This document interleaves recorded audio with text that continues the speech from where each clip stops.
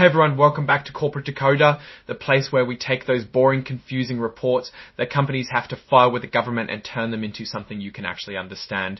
Today we're diving into a filing from RetinalGenix Technologies, a company focused on eye care, but don't worry, we'll make it so interesting. You'll see why your vision and your wallet might be at risk.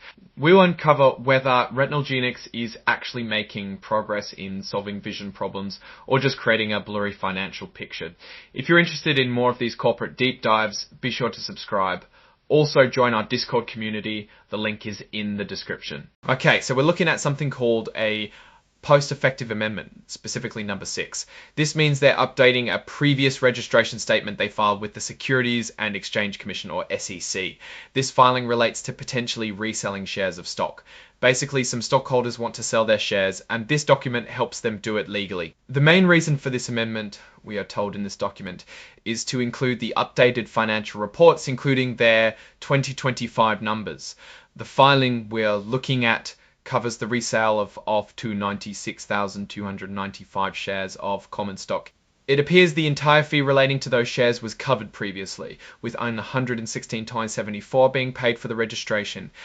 There is a warning at the beginning of the report that the information isn't complete and is subject to change, but we're going to go ahead anyway. So what does RetinalGenix actually do? In short, they're trying to prevent vision loss from eye diseases. They have a couple of devices in development, a retinal imaging system and retinal cam, which is designed to let patients monitor their eyes from home and send alerts to their doctors.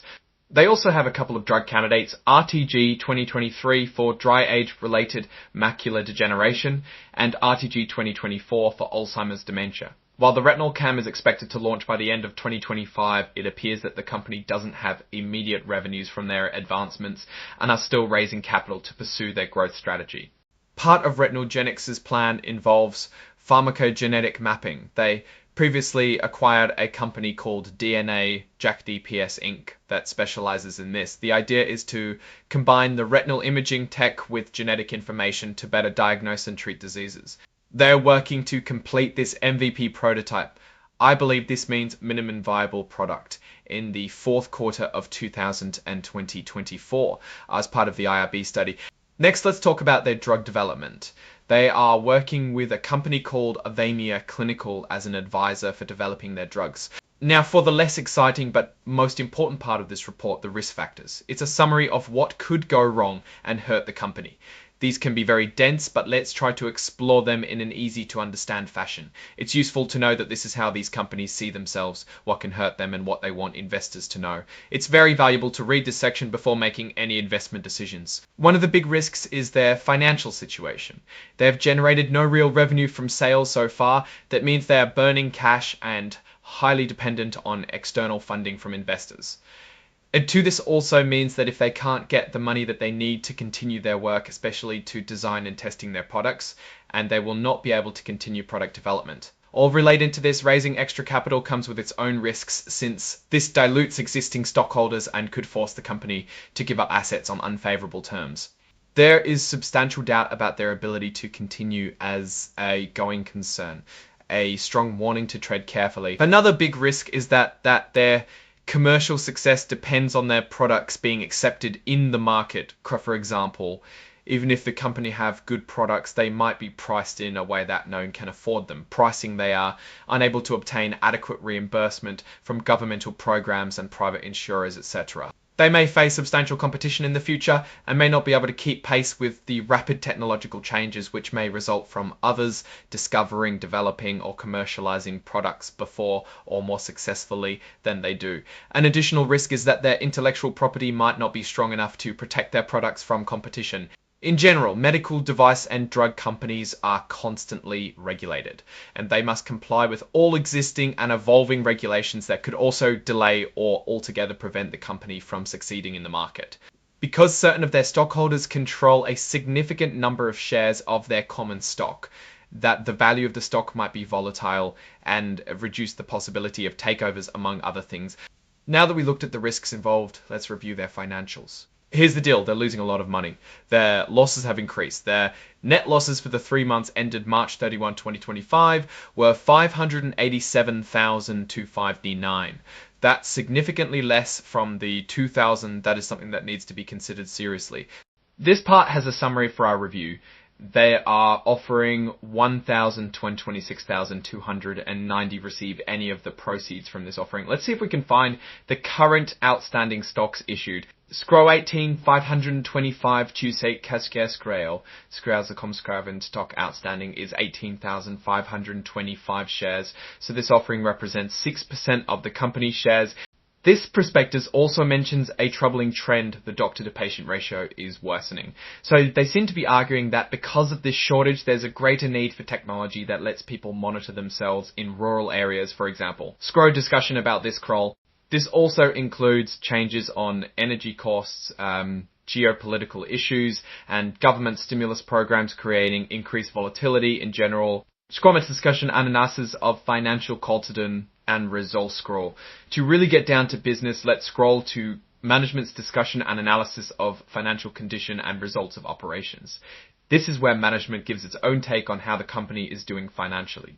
The accumulated deficit as of March 31, 2025 was $16 million.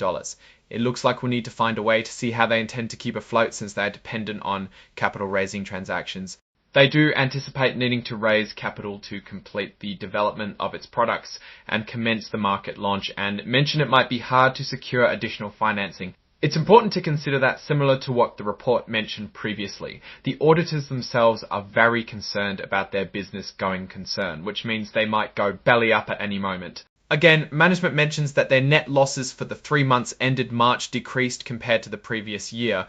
Was those decreases reflected in the financials, e.g. costs, and what does it mean for them? They have a long way to go before having marketable products, which obviously affects their revenue. Let's see about research and development. Those expenses were slashed by 84% during those 3 months, from 83,000 to just 13,000. That means they seriously reduced their R&D investments potentially to conserve resources and push through the current situation. On the bright side, their stock-based compensation expenses, which is something related to how much they pay their executives and staff, decreased 87% in this time period. This can mean multiple things, from laying off staff, not giving executive stocks, etc., and is a strong indicator that they are trying to aggressively cut expenses. General and administrative expenses increased only by 4%, so at least they're not overspending on administrative stuff. Overall, their expenses decreased though. What about our financial periods? Scroll 703,730, Chris 703, Dolph scroll 2,730, Cap scroll.